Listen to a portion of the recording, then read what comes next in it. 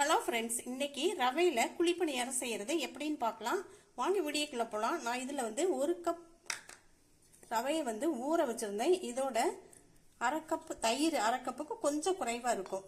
லைட்டாக புளிச்ச தயிர் நான் ஊற்றிருக்கேன். ஏன்னா குழிப்பணியாரம் செய்யும்போது மாவு கொஞ்சம் புளிச்சிருந்தா நல்லாயிருக்கும்.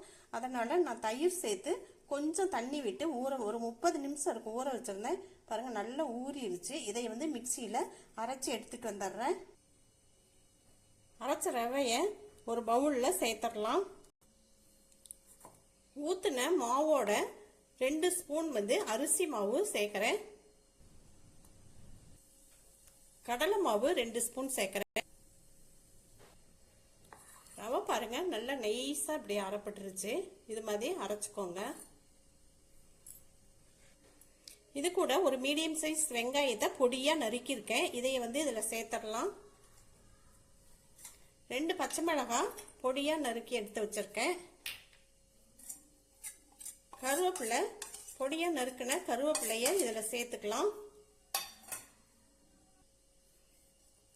சின்ன கரண்டியில் எண்ணெய் ஊற்றி 1 ஸ்பூன் உளுந்து, 1 ஸ்பூன் கடலைப்பருப்பு, கடுகு எல்லாம் போட்டு தாளித்து நல்லா பொன்னிறமாக வந்த உடனே எடுத்து போட்டிருக்கேன்.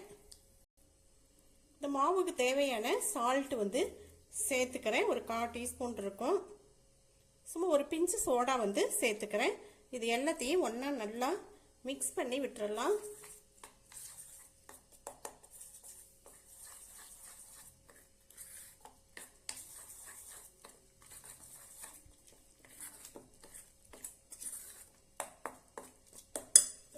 நான் இந்த மிக்ஸி கழுவுன தண்ணியவே கொஞ்சமாக இதில் சேர்த்துக்கலாம். ரொம்ப தண்ணி மாதிரி இருக்க வேண்டாம்.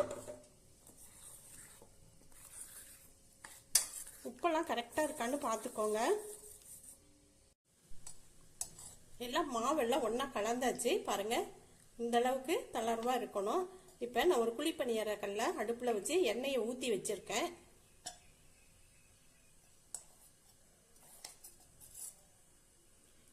எண்ணெய் சூடான பின்னாடி நல்லா ஒரு 3/4 பாகம் வர்ற அளவுக்கு இதை ஊற்றிக்கலாம்.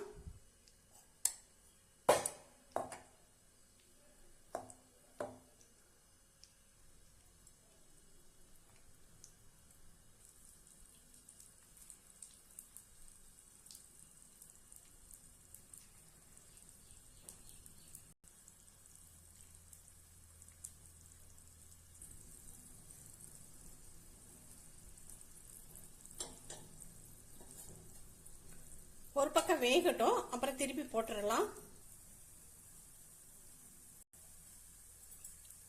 இது 2 வெந்துருச்சு. இதையே திருப்பி போட்டுடலாம்.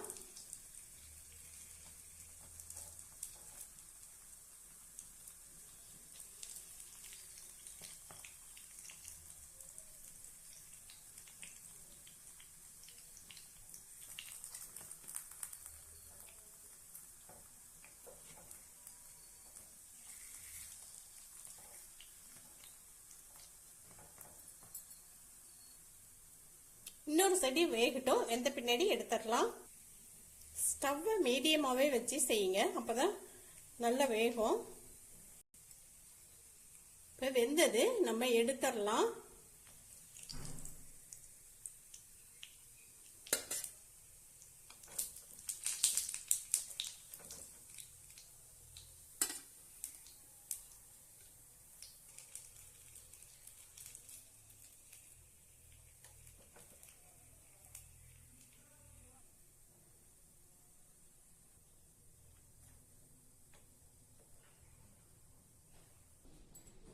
நல்லா குண்டு குண்டா குழிப்பணியாரம் ரெடிங்க.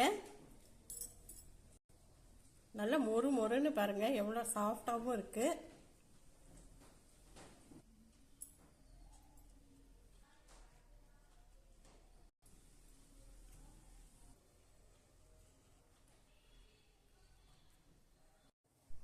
நல்ல தேங்காய் சட்னியோட வச்சு சாப்பிடும் பொழுது ரொம்பவே நல்ல டேஸ்டாக இருக்குங்க.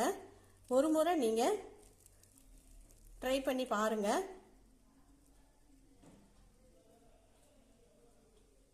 இந்த வீடியோ பிடிச்சிருந்துச்சுன்னா லைக் பண்ணுங்க, ஃப்ரெண்ட்ஸ் ரிலேட்டிவ்ஸ் கூட ஷேர் பண்ணிக்கோங்க. இதுவரை சப்ஸ்கிரைப் பண்ணாதவங்க, முதல் வீடியோ பார்க்குறவங்க சப்ஸ்கிரைப் பண்ணுங்க. பக்கத்திலே இருக்கிற பெல்லை டச் பண்ணுங்க. நன்றி.